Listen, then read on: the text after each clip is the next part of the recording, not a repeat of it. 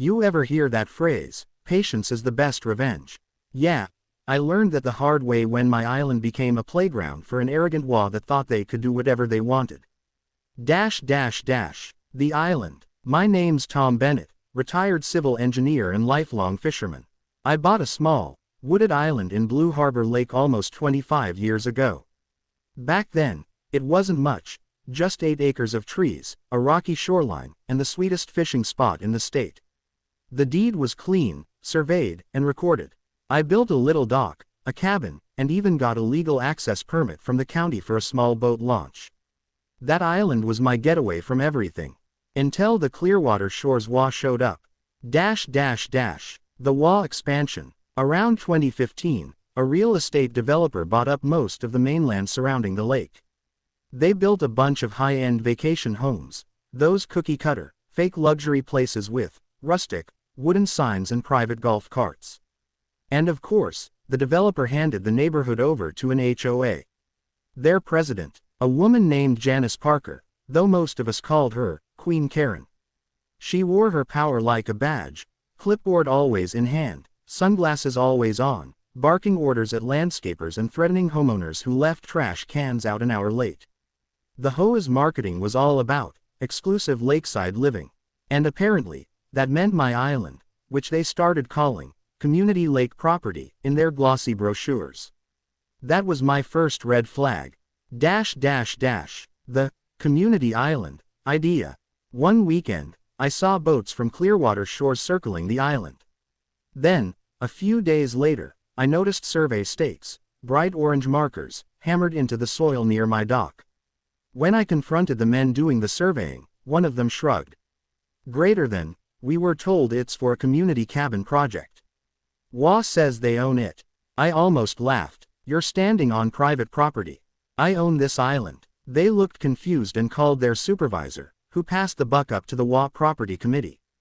2 days later, I got an email from Janice herself. Dear Mr.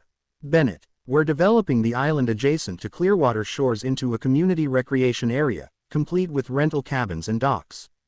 According to our maps, this land falls within the WA jurisdiction. We'll handle the development, maintenance, and access. You're welcome to be a guest once construction is complete. Regards, Janice Parker, Clearwater Shores WA President. I laughed so hard I nearly fell out of my chair.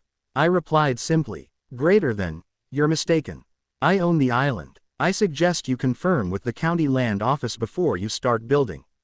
Her response, our lawyers have reviewed it. The lake and surrounding properties fall under the Clearwater Shores jurisdiction. Please refrain from interfering. Jurisdiction, not ownership. That word told me everything. The construction begins. By the next summer, barges started hauling construction materials across the water. I watched, dumbfounded, as they cleared trees, leveled soil, and poured concrete. They built 32 identical cabins, lined up like hotel rooms around the island's perimeter. They added docks, picnic tables, and even a stupid wooden sign that read, Clearwater Island Resort, private WA access only. I called the sheriff's department, but the deputy told me it was a civil issue. The county clerk, they told me property disputes had to go through the court. So, I did the one thing the WA didn't expect, I stayed quiet. The waiting game. For 2 years, I said nothing. I didn't call lawyers. I didn't post anything online. I didn't even visit the island, publicly, anyway. But I watched. I collected drone footage, photos, and county tax records. See, the WA had built those cabins without ever checking the land deed. They pulled building permits under Parcel 117A, which was the HOA's lakeshore property. But my island, that was Parcel 117B, clearly recorded under my name, taxes paid in full since 1999. And because the WA used their own funds, member dues, to build everything, they effectively improved my property with their money. Every board meeting they streamed online was public record. I downloaded them all. Janice bragged about how they'd finally turned that useless patch of land into a community gold mine. Oh, it was going to be gold, all right. Just not for them. The first hint of trouble. The first cracks appeared when the HOA started renting the cabins out on short-term rental sites. Families were showing up from out of state, paying $400 a night to stay on a private HOA island. That's when insurance got involved. The company covering Clearwater Shores realized the cabins weren't technically on insured property because they weren't owned by the HOA. They suspended coverage until ownership could be proven. That's when Janice panicked and hired a lawyer to confirm title.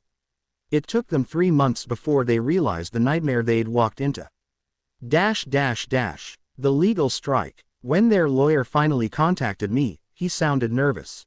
Mr. Bennett, we'd like to discuss an amicable resolution regarding the Clearwater Island development. I played dumb. Resolution. For what? Well, technically, it seems your name appears on the deed for that property. But since the HOA developed it, we'd like to propose a buyout. A buyout. They offered me $150,000 for the island. I told them, no thanks. I'll let the court decide its value. And that's when I filed my lawsuit. The case. Bennett vs.